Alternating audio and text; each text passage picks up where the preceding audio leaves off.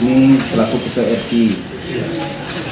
Jadi apa yang dibicarakan menyangkut masalah tanah atau lahan yang dimiliki oleh warga masyarakat saya, ya. RT 05 RW 14, apa yang bapak-bapak bicarakan itu adalah termasuk daerah lingkungan RT 05 RW 14. Nah, saya di situ mohon maaf karena saya ini termasuk penduduk di situ juga. Asal saya itu dari Katimpun, itu tempat mertua saya, tahun 85 saya dari situ. Dan dulu seingat saya tiang lik itu ada 2 itu dipasang di Jalan Trikriwut. Nah, jadi singkatan lik itu lingkungan industri kecil. Nah, waktu itu jalan lingkar luar itu belum ada, jalan setapak aja. Bahkan jalan saya berburu aja itu, jalan saya mancing. Tahun berapa tuh Pak? Tahun 85, 86. Ingat saya itu, tahun itu. Ada tiang lik itu aja. Nah, kebetulan rumahan Pemda yang didirikan oleh mantan wali kota dulu, yaitu Pak Hasan Tawai. Ingat saya. Dan saya ambil 2 unit di situ, 2 rumah. Nah, jalan yang menuju di luar itu dulu nggak ada, terang. Baru tahun 2001, 2002 itu ada jalan itu. Itu pun masih eskavator.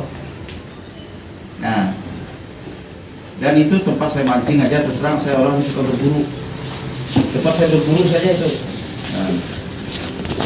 Nah, saya lihat daerah-daerah lik itu sampai batas kurang lebih, kalau tidak salah 500 meter aja yang saya lihat ini sudah dibersilik itu. Kemudian itu hutan aja di belakang itu. Nah itu. Jalan Trikriwut itu kali. Jalan Trikriwut. Jadi lokasi lik itu sekitar 500 meter dari Jalan Trikriwut itu aja saya lihat. kilometer berapa di Jalan Trikriwut? 3 meter 910 itu. Ada jalan dibuat untuk rencana jalan itu, jalan keluar katanya mau ditembuskan. Tapi daerah Victoria, daerah itu nggak ada penghuninya, itu hutan terbakar aja itu.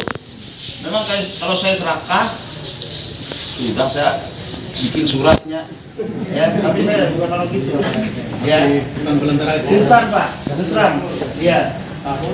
Tahun 2002 dan 2003 itu.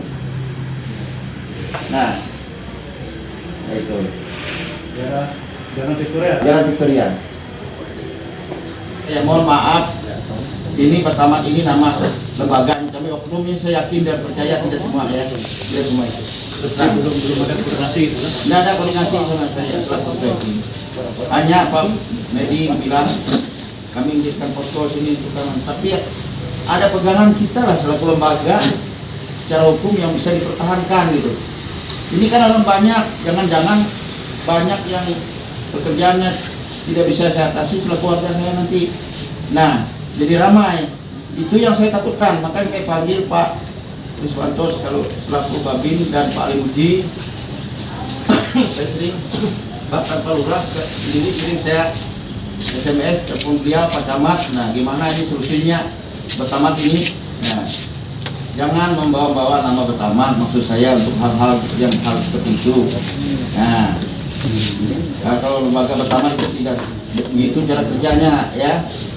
Dan jangan sekali-kali membuat surat sampai hutan belantara sana ada surat, jangan. Karena undang-undang pokok agraria itu kan kita tahu ya. Jangan seperti saya ini buat surat 1000 hektar di sana, setelah itu bersih baru saya akui ayo apa benar begitu. Menurut saya tidak etis ya.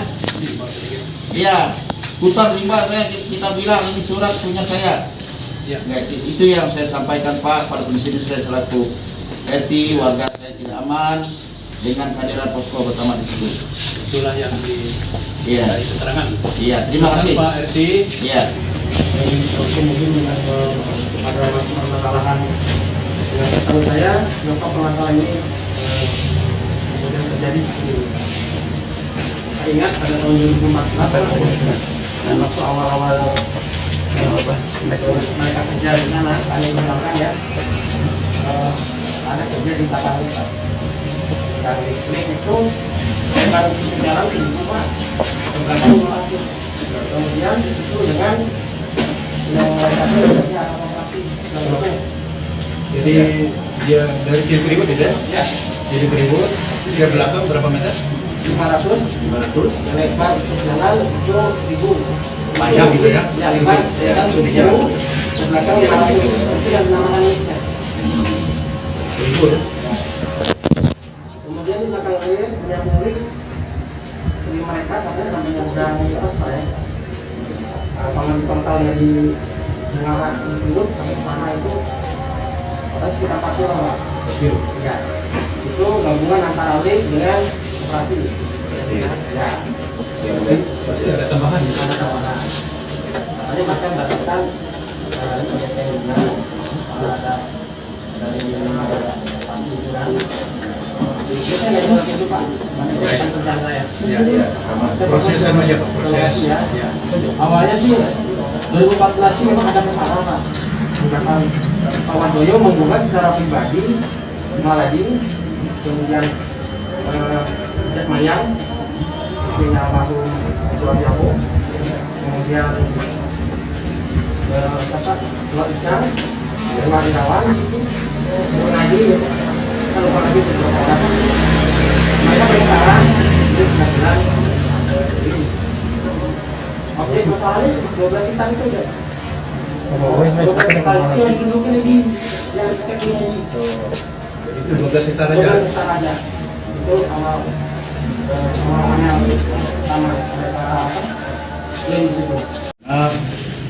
Tadi Pak Yohana tadi menjelaskan Bapak Ibu ini yang ada di sini kan tidak ada dalam gugatan itu, dan juga dijelaskan oleh Pak Yohana selama memproses operasi SPPT itu sudah sesuai dengan administrasi dan juga di lapangan pada saat mengikat koordinat segala macam tidak ada yang masalah atau tumpang tindih dengan yang lain. Saya kira terima kasih Pak Yohana. Nah mungkin yang terakhir sebelum Pak Lurah memberikan keterangan berdasarkan berita, ini di kanan saya ada Pak Ketua Anon Biadi Kecepatan. Silakan Pak Suwito, jika ada arahan dulu. Kalau Camat Kota ikut dalam kegiatan itu, laporkan Bapak Ibu ke saya. Saya sebagai Camat, saya tidak mau anggota saya seperti itu yang melaksanakan tugas tanpa surat tugas. Dan kami menugaskan Camat itu khusus di kota itu dia tidak boleh melaksanakan tugas tanpa surat tugas. Surat tugas pun harus ada dasar. Jadi tugas Camat juga adalah mendampingi sidang-sidang adat, pengamanan, bukan melakukan permasalahan, bukan melakukan tindakan ini. Jadi biar jelas. Jadi saya mohon nanti Pak Ati bisa mendata Camat itu yang turun di lapangan itu supaya ditanya apakah dia itu Camat Kota atau provinsi satu. Kedua, apakah Camat itu memang ada surat tugas dari Panglima Camat atau bagaimana? Jangan-jangan nanti ini menggunakan atribut Camat sehingga akhirnya soal mempengaruhi masyarakat. Ini yang saya tidak mau. Nah, jadi ini yang saya minta nanti kepada Bapak Ibu, jangan nanti takut kalau kena ada Camat begini.